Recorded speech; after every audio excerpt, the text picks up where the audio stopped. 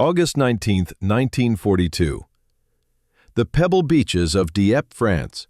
Under the cold pre-dawn sky, Canadian soldiers of the Royal Hamilton Light Infantry clamber down rope nets into small swaying landing craft.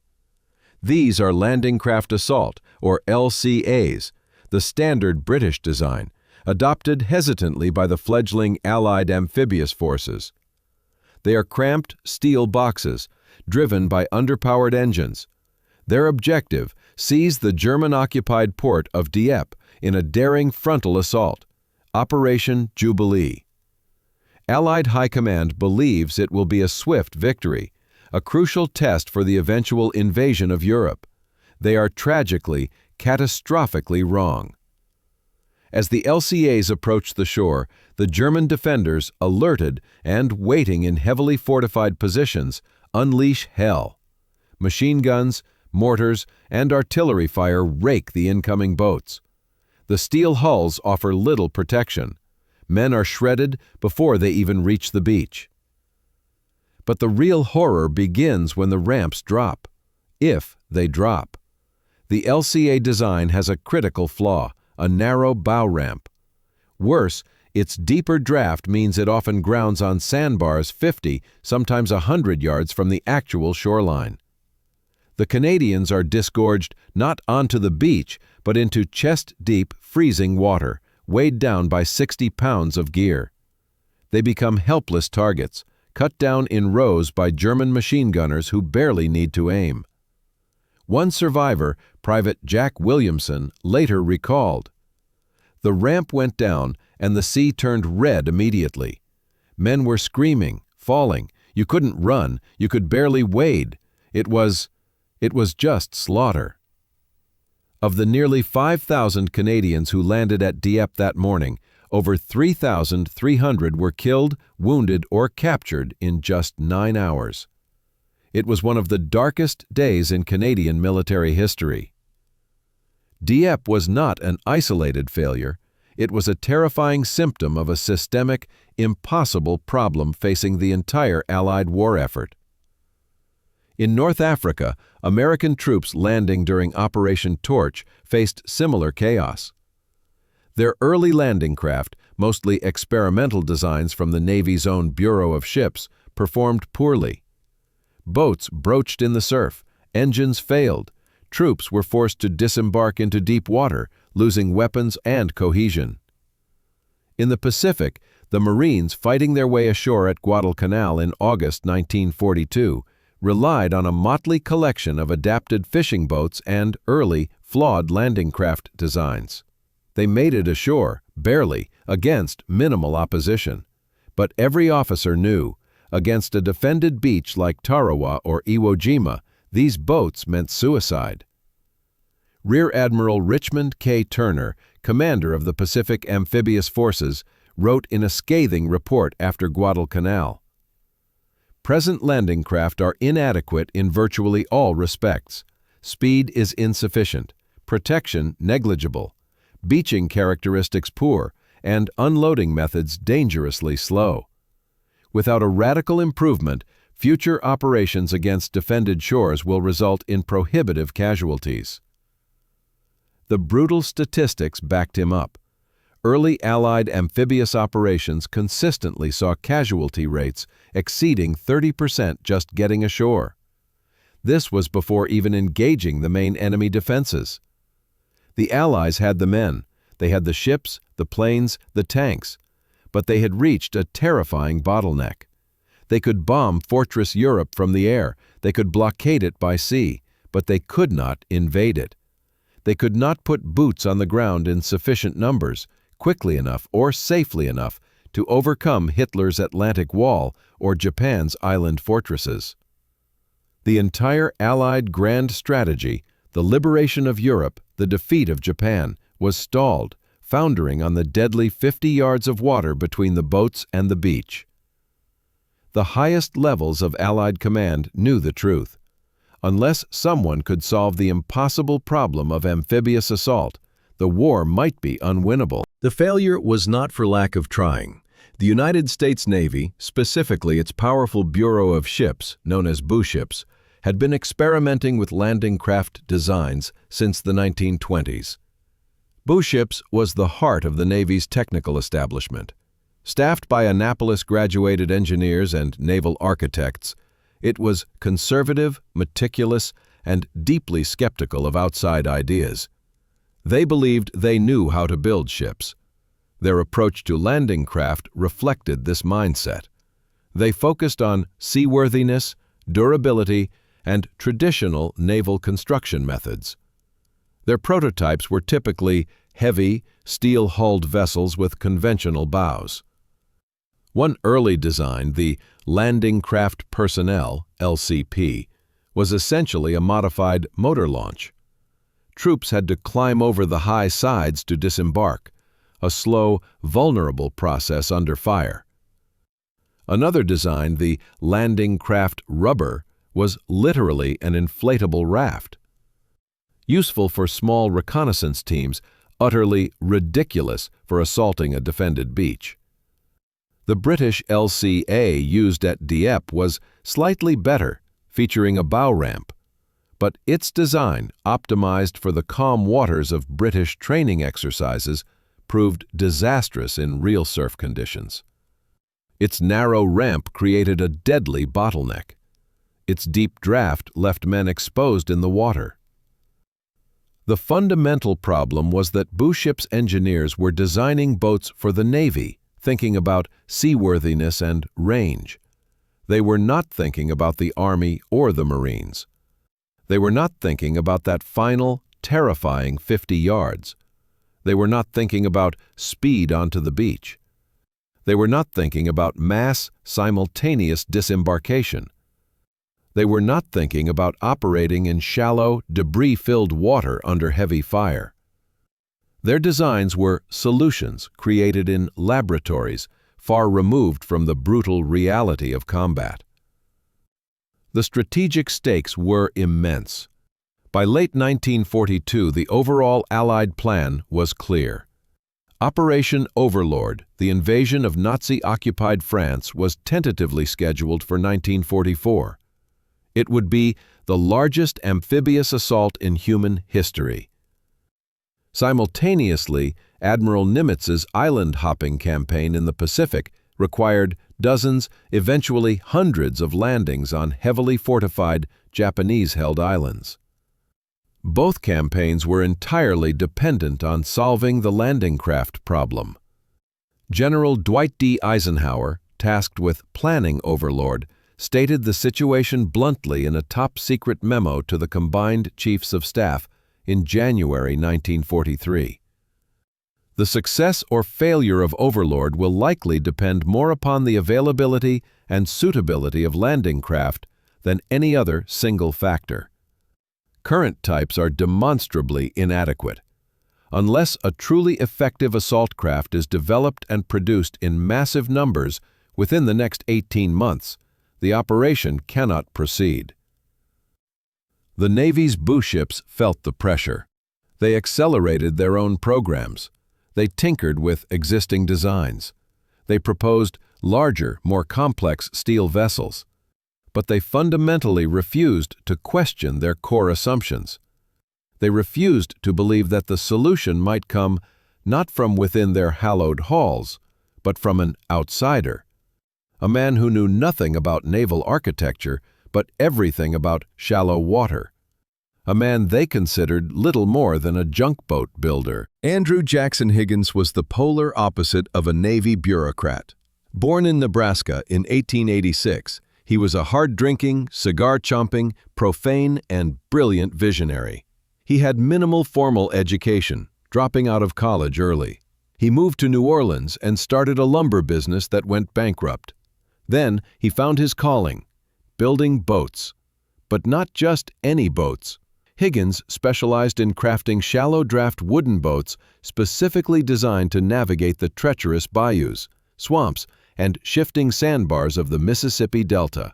His clients were bootleggers during Prohibition, oil drillers exploring remote marshlands, and trappers navigating shallow waterways. These people did not care about naval tradition. They cared about one thing: Could the boat run aground on a mudflat at full speed, back itself off without damage, and carry a heavy load through inches of water? Higgins became a master of shallow draft design. His key innovation was the spoonbill bow, a curved, reinforced front end that allowed his boats to ride up onto obstacles like logs or riverbanks without puncturing the hull, and then easily slide back off. His company, Higgins Industries, became wildly successful, employing hundreds in New Orleans. He was known as a demanding, eccentric boss who paid high wages but fired people on the spot for incompetence. He experimented constantly, pushing the limits of wooden boat construction and engine design. He was, by all accounts, completely unqualified to design military hardware by Navy standards. He held no engineering degrees. He had never served in the military. His expertise was in building fast boats for rum runners, not assault craft for Marines. The Navy establishment, particularly the engineers at Boatships, viewed him with suspicion and disdain. He was an outsider, a loudmouth civilian contractor, building boats out of wood when everyone knew real Navy ships were made of steel. But Higgins had one quality that Boatships lacked. He understood shallow water and beaches, and he had another quality they could not abide. He refused to take no for an answer. As early as the 1930s, Higgins had been trying to sell his shallow draft boat designs to the U.S. military. He saw the rising tensions in Europe and Asia and believed his boats could be adapted for military use.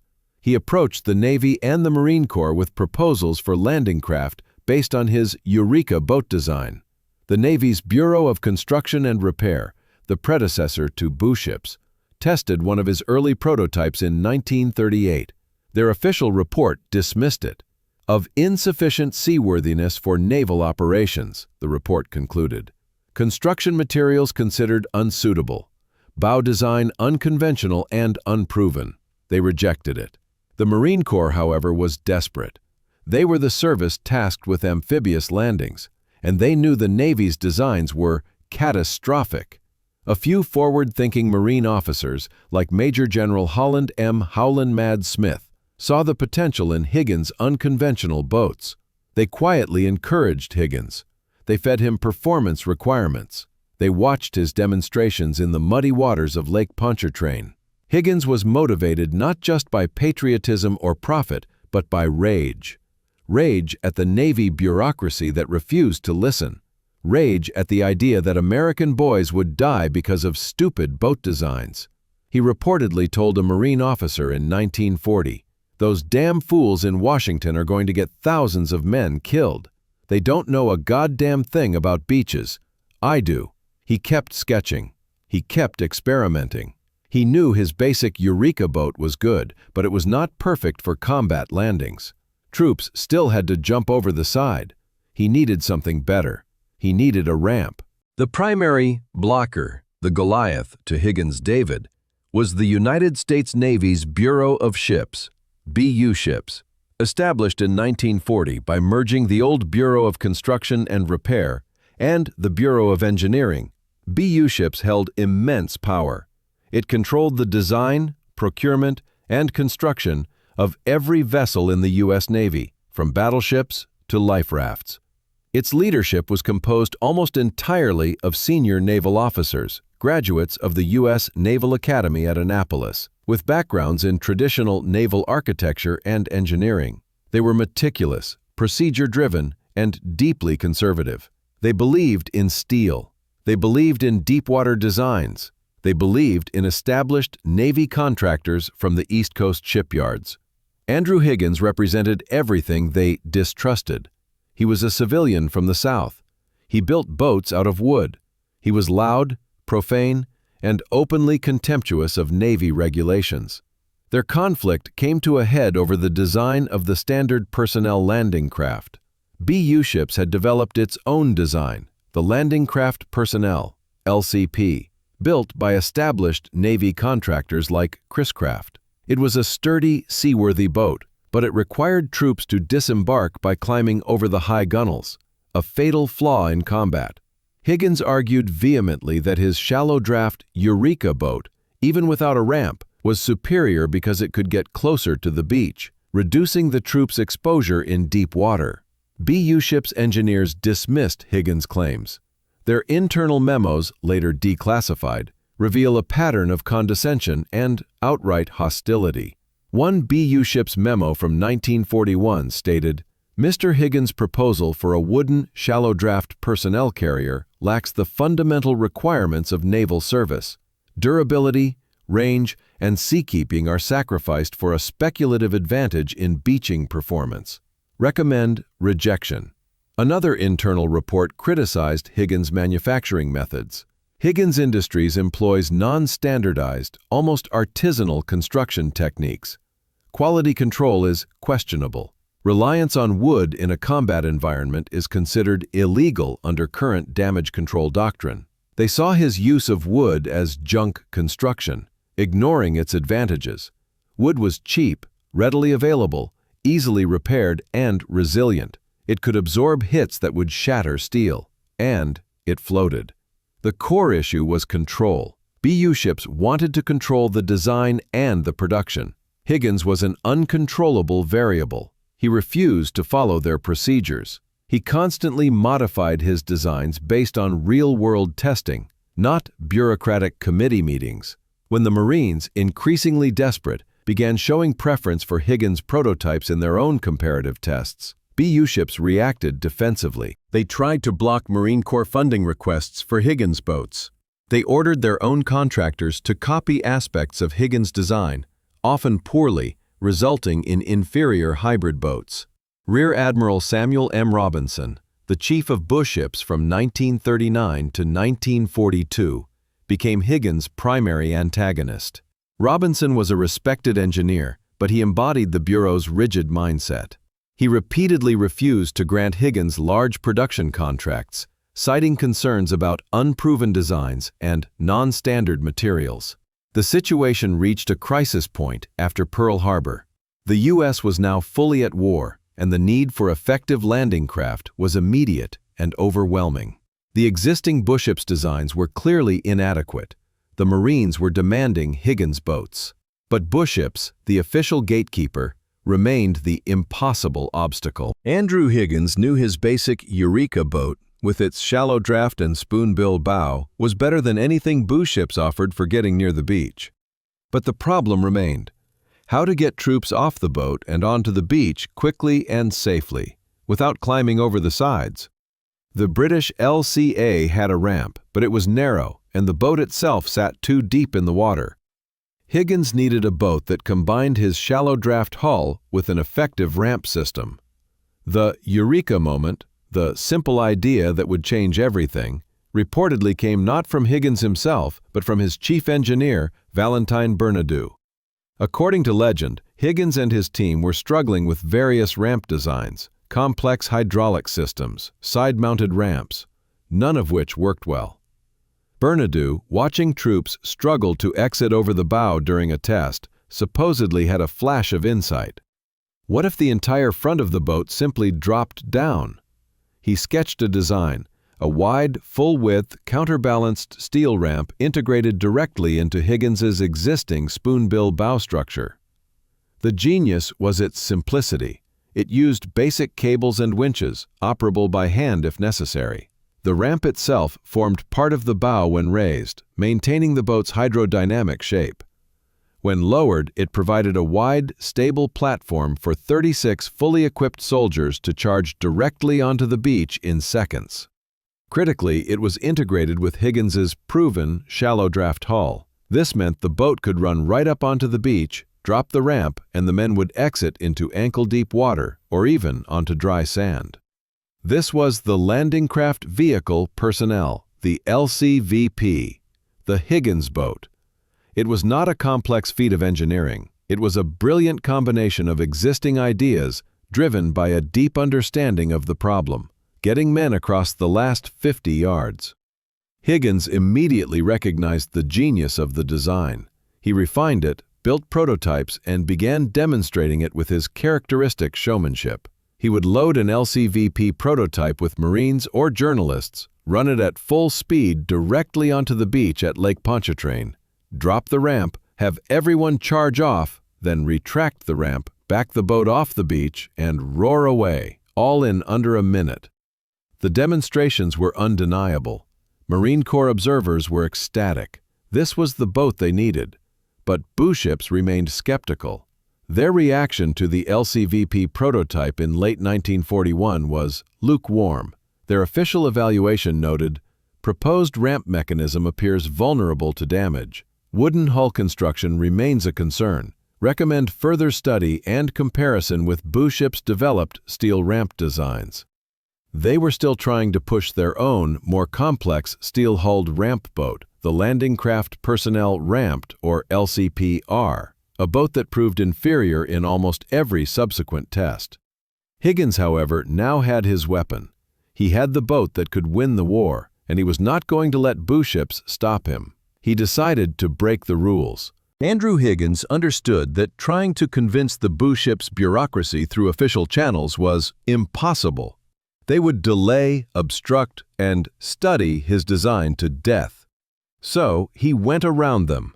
This was the confrontation. His strategy involved three key elements. 1. Ally with the Marines. Higgins cultivated his relationships with key Marine Corps officers, particularly those in the Amphibious force, like General Holland Smith. The Marines became his fiercest advocates within the military structure, constantly demanding his boats over booships' designs. 2. Publicity and politics. Higgins was a master showman. He invited journalists, congressmen, and influential figures to New Orleans for spectacular demonstrations of his LCVP. He generated positive press and political pressure that booships could not easily ignore. 3. Direct appeal. Higgins bypassed booships entirely and went straight to the top, appealing directly to figures like Admiral Ernest King, Chief of Naval Operations, and even President Roosevelt himself, leveraging his political connections. The confrontation reached its peak in early 1942. The Navy, under immense pressure after Pearl Harbor, needed thousands of landing craft immediately. Booships proposed awarding the contracts to their established East Coast shipyards, building their own inferior designs. Higgins exploded. He flew to Washington, D.C. He reportedly stormed into offices, shouting, cursing, and slamming his fist on desks. He accused booships of incompetence and endangering American lives. In one legendary, possibly apocryphal, encounter, Higgins confronted Admiral Robinson, the chief of booships. Higgins allegedly yelled, "Admiral, you and your goddamn experts are building boats that will drown our boys. My boats work, yours don't. Give me the contract, or I'll go to the president and tell him you're committing murder." Whether that exact exchange happened is debated, but the sentiment was real. Higgins fought dirty. He leaked negative information about booships' designs to sympathetic journalists. He used his Louisiana political connections to lobby key figures in the Roosevelt administration. The ally who finally broke the deadlock was arguably the entire Marine Corps leadership, backed by increasing pressure from Congress and the White House. In mid-1942, the decision came down. Higgins Industries was awarded massive contracts to produce the LCVP. Booships was effectively overruled. But the bureaucracy did not give up. They tried one last ridiculous tactic. They attempted to seize control of Higgins' design. Booships declared the LCVP design to be government property because Navy personnel had observed its development. They issued contracts to other companies, including Higgins' competitors, providing them with his blueprints and ordering them to build copies. Higgins fought back again, threatening lawsuits over patent infringement.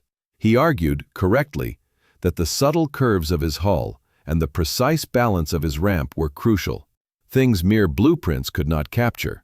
Copies built by inexperienced yards often performed poorly. Eventually, a compromise was reached. Higgins would retain primary control, and his company would become the lead producer, churning out thousands of LCVPs from his massive New Orleans factories, which operated 24/7. Andrew Higgins, the mad civilian boat builder, had broken the rules, defied the experts, battled the bureaucracy, and won. He now had the chance to prove his ugly wooden boat could win the war. The vindication of Andrew Higgins in his junk wooden boat was not gradual. It was immediate, overwhelming, and written in the success of nearly every major Allied amphibious landing from 1943 onwards. The numbers alone are staggering. Between 1942 and 1945, Higgins Industries and other licensed builders produced an incredible 23,358 LCVPs. They became the most mass-produced naval vessel in history. They were everywhere: North Africa, Sicily, Italy, D-Day, southern France, Iwo Jima, Okinawa, Guadalcanal, Tarawa, Peleliu. Operation Overlord, D-Day, June 6, 1944, was perhaps the LCVP's finest hour. Of the initial assault waves hitting Utah, Omaha, Gold, Juneau, and Sword beaches, the vast majority of American, British, and Canadian troops arrived aboard Higgins boats. General Dwight D. Eisenhower, Supreme Allied Commander, understood the LCVP's impact better than anyone. After the war, he wrote, "Andrew Higgins is the man who won the war for us. If Higgins had not designed and built those LCVPs, we never could have landed over an open beach. The whole strategy of the war would have been different. The human impact was profound. While landings were still brutal, the LCVP dramatically reduced casualties during the most vulnerable phase, the ship-to-shore movement." Historians estimate that the ability to run onto the beach and drop troops directly onto sand rather than into deep water saved tens, possibly hundreds of thousands of Allied lives across all theaters of war. One Marine veteran of the Pacific Campaign wrote, "Seeing that Higgins ramp drop didn't mean you were safe, but it meant you had a chance. Before Higgins, getting off the boat was often the deadliest part." The blockers at boo ships were proven utterly wrong. Their complex steel-hulled designs largely failed or were relegated to secondary roles. The cheap, ugly, mass-produced wooden boat designed by the Louisiana outsider became the workhorse of Allied victory. The legacy of the Higgins boat extends far beyond World War II. Its fundamental design, shallow draft, protected propeller, and, most importantly, the bow ramp, became the blueprint for virtually all subsequent landing craft designs worldwide, right up to the modern Landing Craft Utility, LCU, and Landing Craft Air Cushion, LCAC, used by navies today.